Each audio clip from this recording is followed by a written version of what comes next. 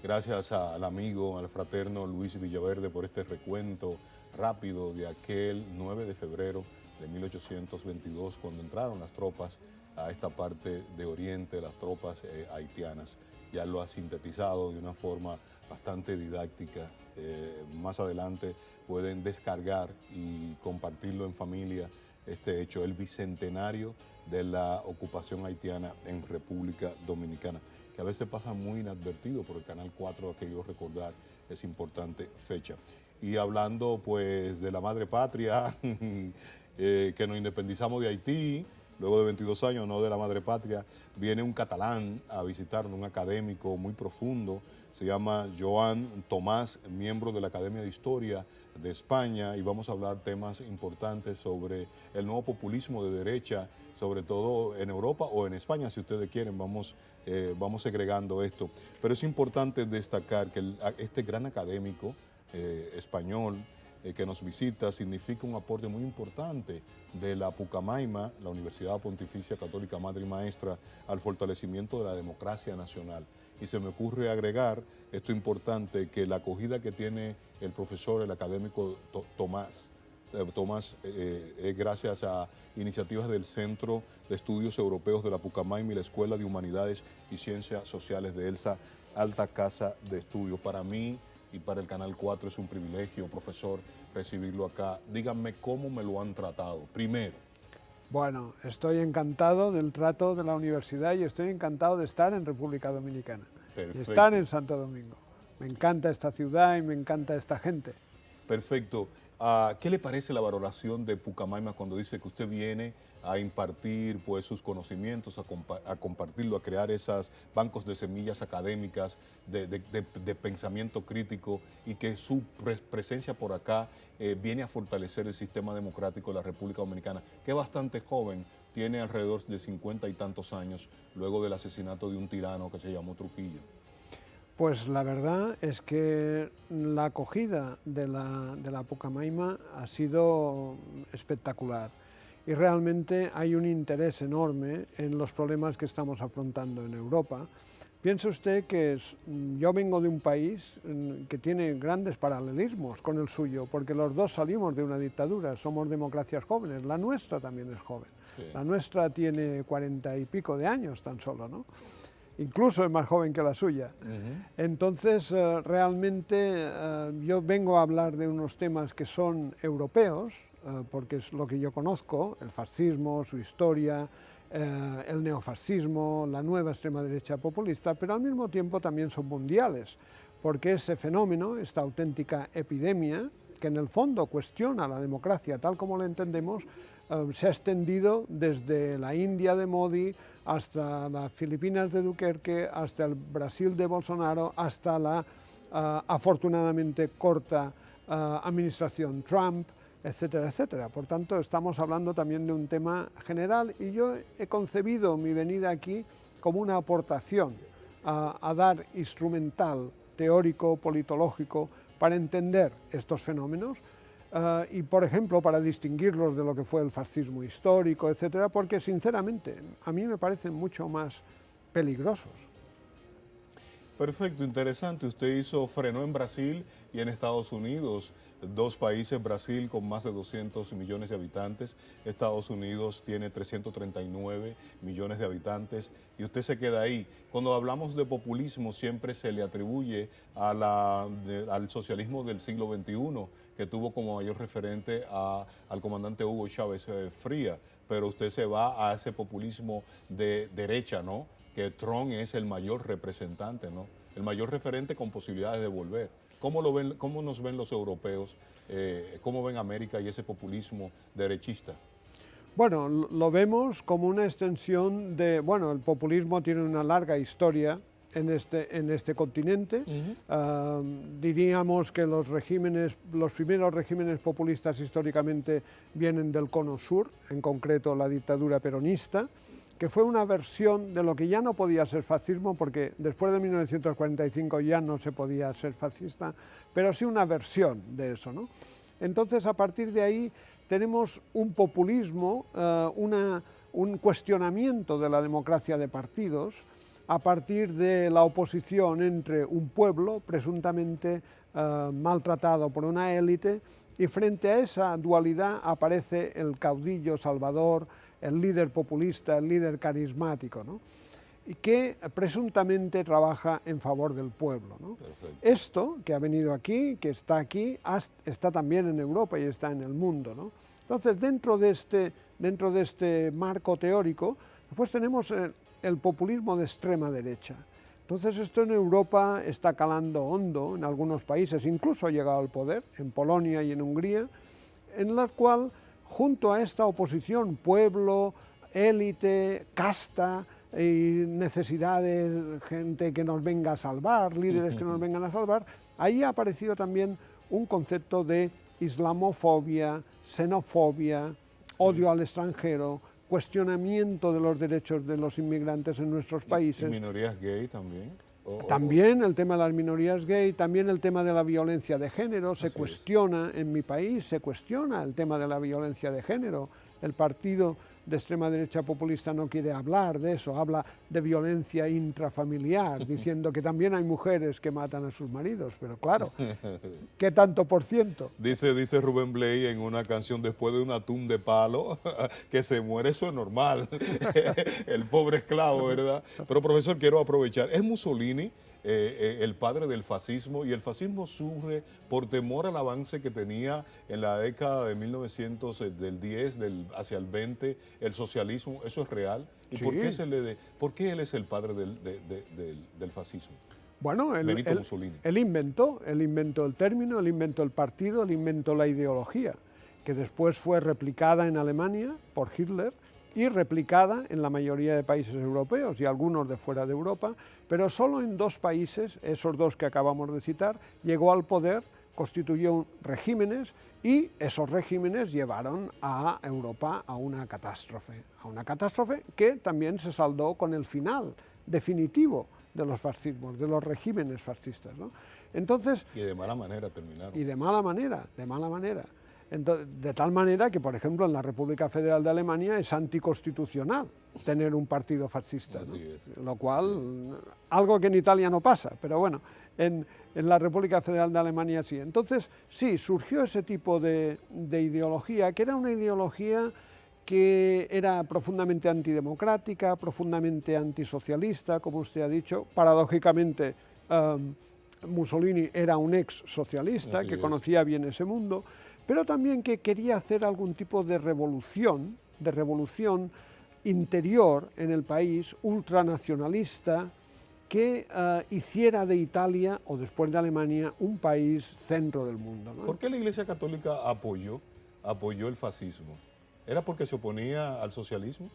¿Porque son ateos? Evidentemente hay un componente de compartir el antiizquierdismo y en todo caso en Italia había una situación muy específica, porque Italia era un país muy joven, se había creado en 1870 y allí había una cuestión religiosa importante, como el Papa tenía un Estado, un gran Estado, Sí. y la nueva Italia unificada se lo había comido.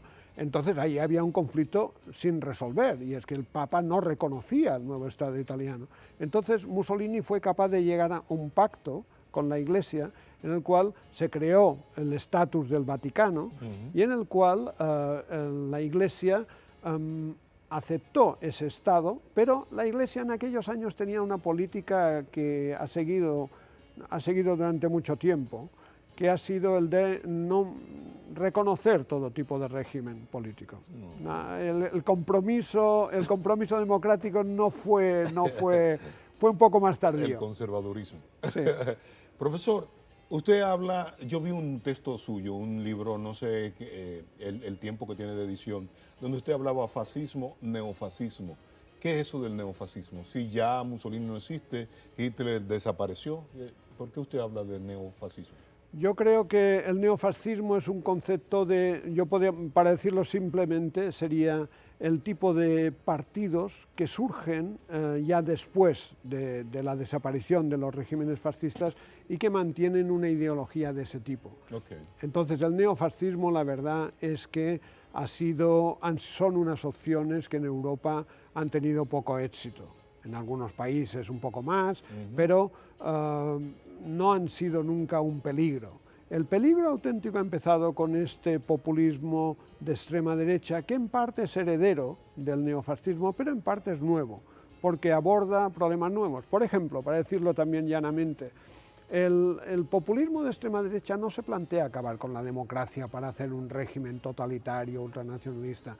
Se plantea mantener la democracia, pero modificarla en algunos aspectos. Por ejemplo, ¿cómo lo vemos? En Polonia y en Hungría, donde están en el poder. Sí, sí. Pues entonces, por ejemplo, allí están restringiendo los derechos de los homosexuales, están restringiendo la independencia del Poder Judicial, están impidiendo, por ejemplo, en Polonia, los historiadores no podemos decir según qué cosas, por ejemplo, que parte de la población polaca vio bien y participó en el exterminio de los nazis de los judíos polacos.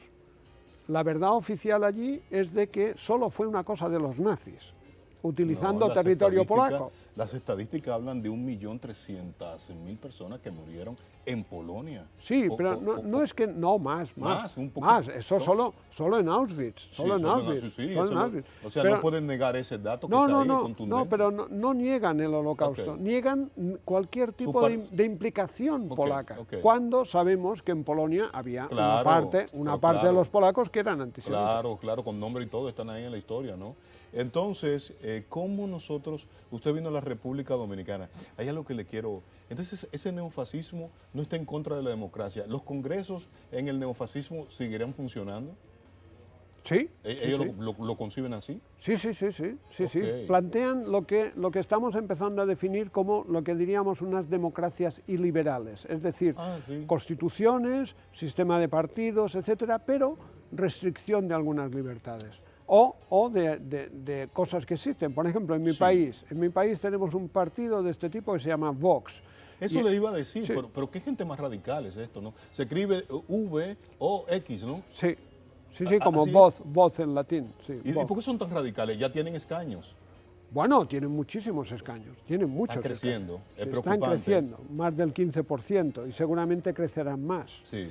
Entonces ellos, por ejemplo, ante un problema que tenemos en España, interno en este momento, el tema de Cataluña, País Vasco, Galicia, regiones donde hay una parte de la población importante que se está planteando a lo mejor la posibilidad... ¿Los gallegos son de Galicia? Sí, sí, claro, aquí se utiliza en otro sentido, ¿no? La región de Galicia. Entonces, ellos ante esto, ¿qué proponen? Pues suprimir las autonomías regionales, volver al Estado central. Pero es un atraso muy fuerte, ¿no?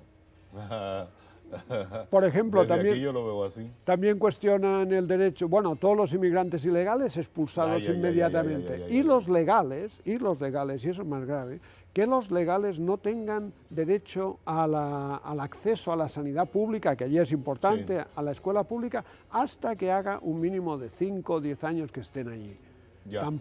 Que tampoco puedan traer su familia, etcétera, etcétera. Profesor Joan, usted vino a República Dominicana a ofrecer un ciclo de charlas en Pucamaima, y qué otros contactos para esa comunidad académica que está a través de la radio. Esa entrevista suya ahora está siendo difundida por una radio nacional que se llama Quisqueya FM, cubre todo el territorio del país, y también la televisora y las plataformas. ¿Cómo puede esa comunidad, o no académica, sino que le gusta la historia, esa comunidad dominicana que tiene familiares en España y ve con peligro este neofascismo, ¿cómo pueden tener contacto con usted?